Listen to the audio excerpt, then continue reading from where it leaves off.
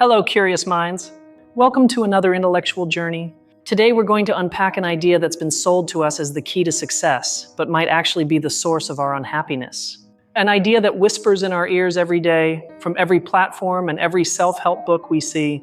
The question is as simple as it is terrifying. Are we truly designed for continuous improvement, or have we fallen into a trap that forces us to feel perpetually insufficient?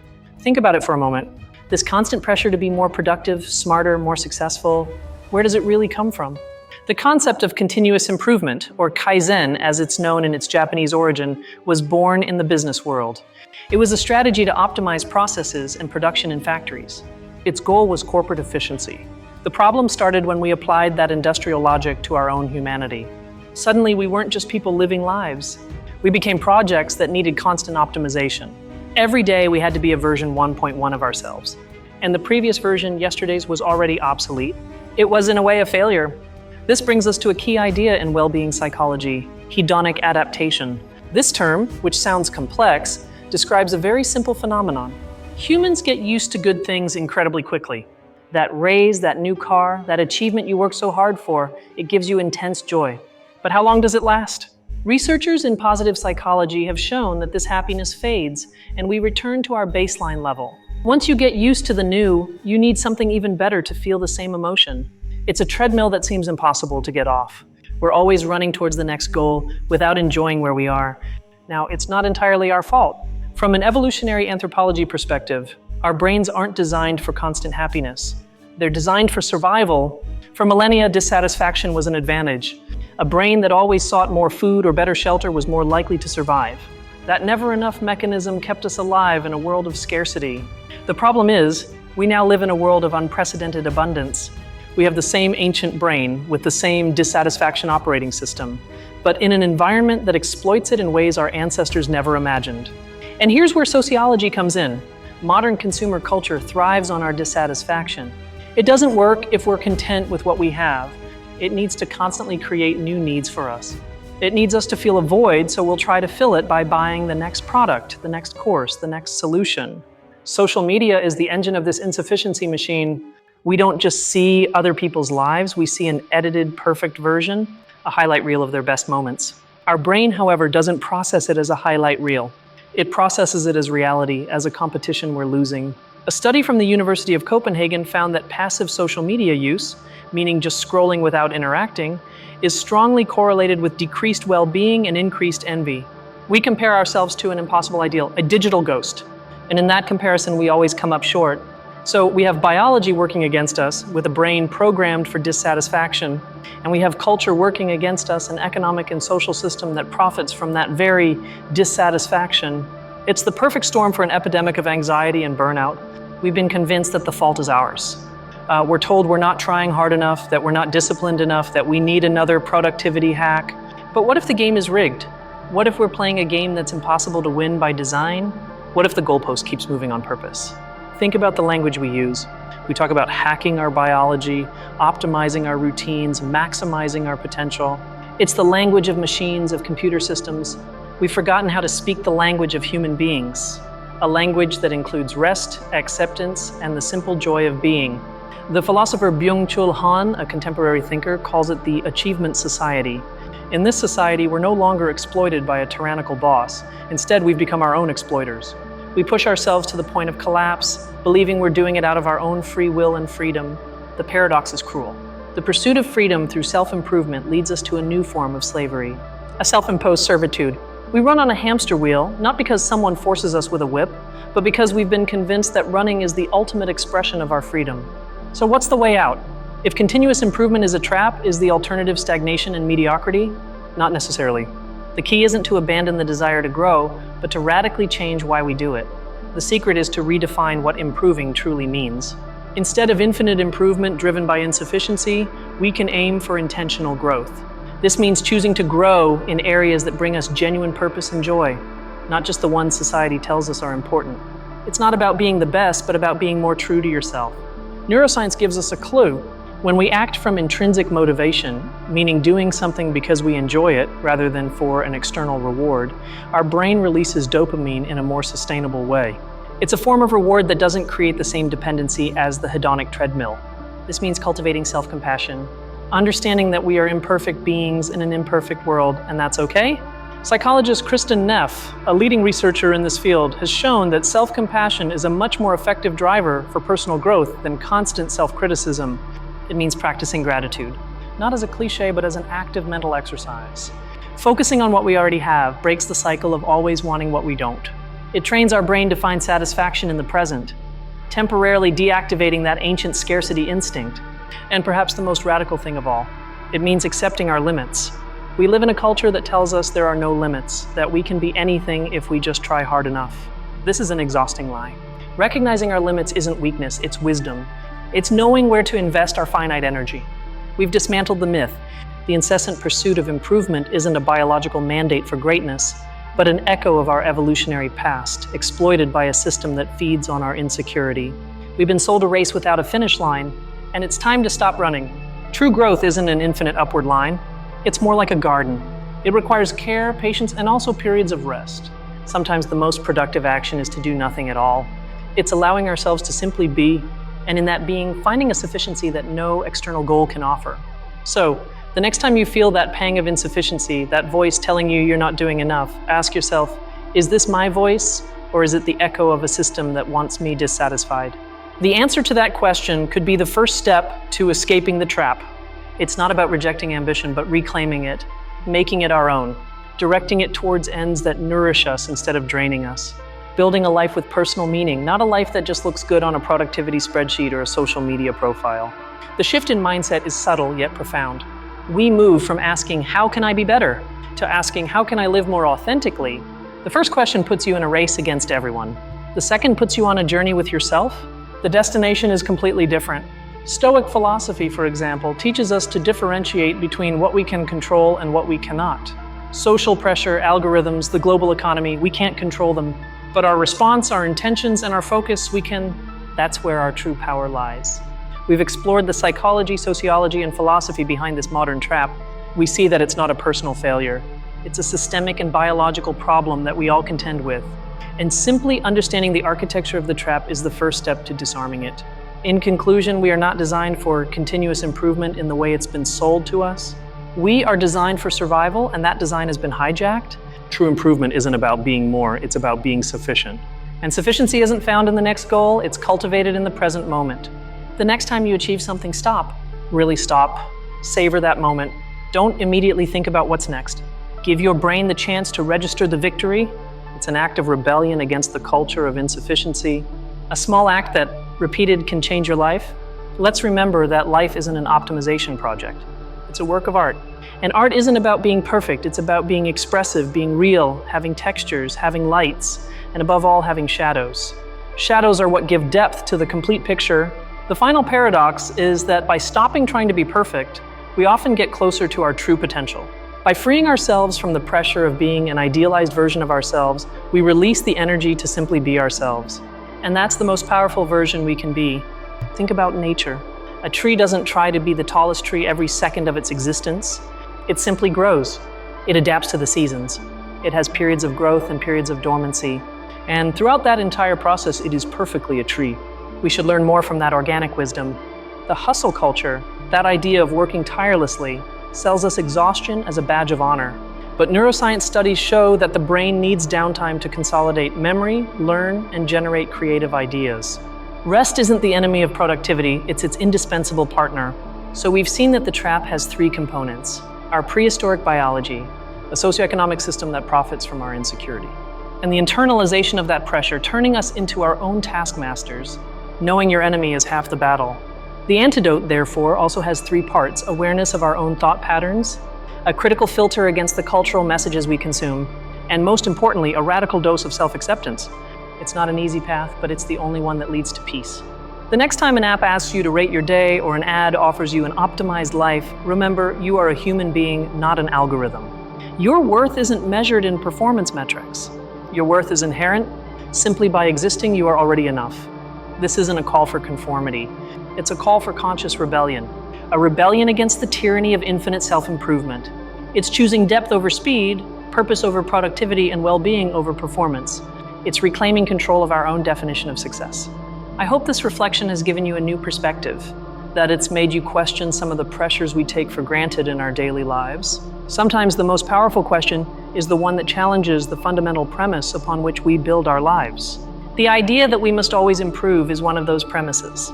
And by questioning it, we not only find peace, but open the door to richer, more meaningful ways of living.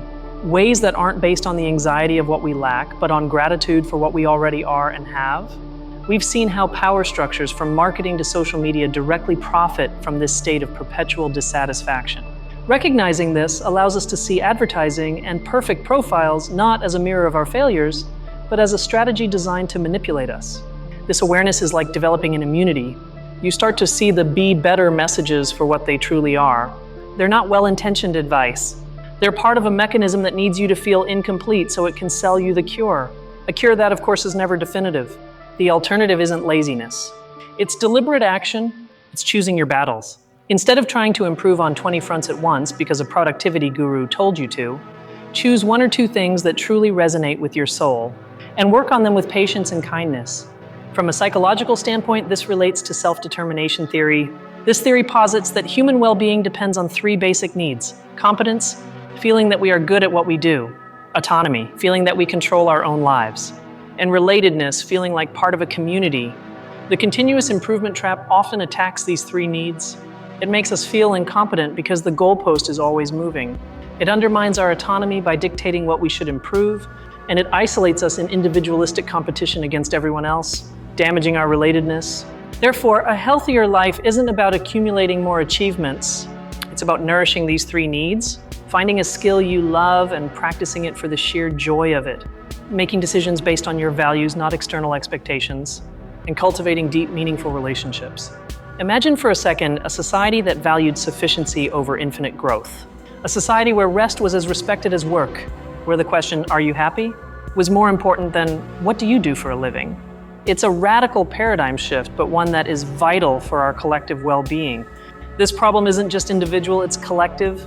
Burnout, recognized by the World Health Organization, is a workplace phenomenon, not a simple personal failing.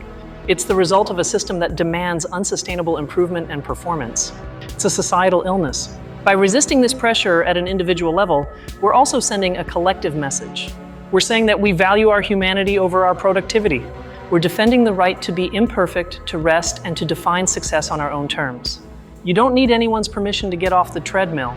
You don't have to wait to reach some imaginary goal to start enjoying your life. Life is now in this precise moment, with your strengths and weaknesses, with your achievements and your failures, and it's complete just as it is. Anthropologist David Graeber spoke of bullshit jobs, jobs that contribute nothing useful to society. Similarly, we could talk about bullshit goals, objectives we pursue not because we genuinely care about them, but because we believe they'll give us status or validation that never truly lasts. Differentiating between a goal that nourishes your soul and a bullshit goal is perhaps the most important skill in the modern world. It requires honest introspection. It requires asking yourself, am I doing this for me or for the image of myself I want to project to others? Existentialist philosophy tells us that we are condemned to be free. This means that we and only we are responsible for creating the meaning of our lives. It's a terrifying responsibility, but also an incredible opportunity. It frees us from the need to follow the script others have written for us. So instead of seeking continuous improvement, let's seek continuous alignment. A constant alignment between our actions and our deepest values. This path isn't always upward. Sometimes it's lateral. Sometimes it even requires taking a step back to find the right direction. The pressure to improve often makes us focus on our weaknesses. We spend our lives trying to fix what's broken in us. A healthier approach might be to focus on our strengths. Instead of trying to be mediocre at everything, be exceptional at what makes you unique. This idea is supported by positive psychology. Researchers like Martin Seligman have shown that using our signature strengths in new ways is one of the most reliable routes to lasting well-being. It's more effective than obsessing over correcting our flaws. We've seen that the narrative of insufficiency is a construct, a story we tell ourselves, and that's told to us. And like any story, it can be rewritten. Every day, with every choice, we can choose to tell a different story about ourselves. A story of growth, yes, but also of acceptance, compassion, and sufficiency. The true journey isn't to become a perfect, flawless version of ourselves. The true journey is to learn to integrate all our parts, to embrace our complexity, to dance with our shadow instead of trying to banish it. That's where true wholeness lies.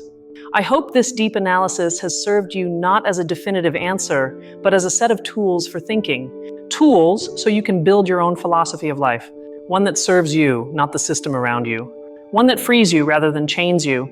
Let's remember the ancient wisdom of many cultures. The concept of wabi-sabi in Japan, for example, finds beauty in imperfection and transience.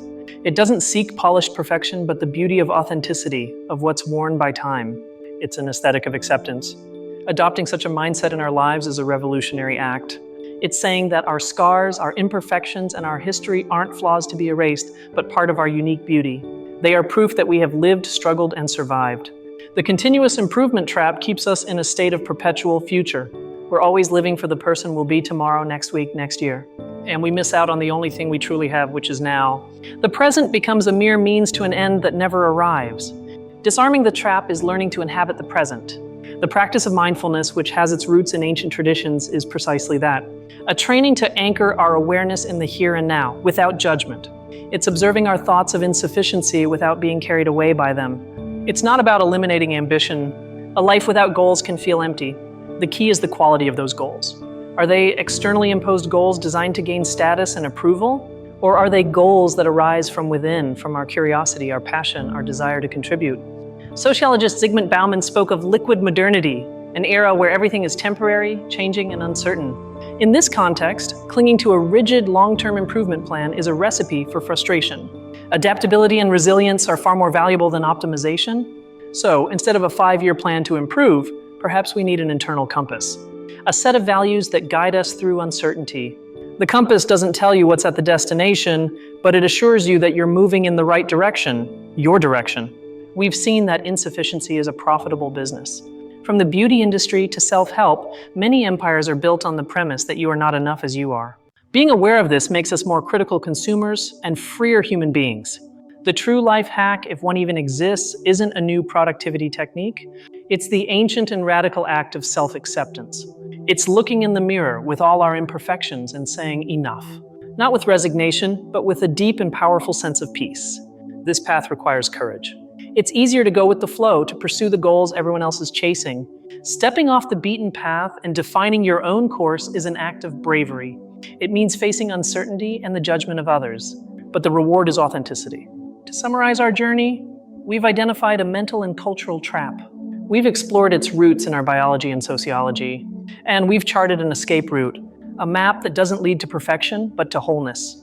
Not to optimization, but to authenticity. The next time you feel overwhelmed by the pressure to be more, remember this: you are the result of nearly 14 billion years of cosmic evolution. You are a universe of atoms with the ability to reflect on itself. That on its own is a miracle. You are already infinitely complex and valuable. The goal isn't to add more layers of achievement to your being. It's to strip away the layers of expectations and pressures that aren't yours, so your true self can shine. Real growth isn't addition, it's subtraction. It's getting back to basics. It's remembering who you were before the world told you who you should be.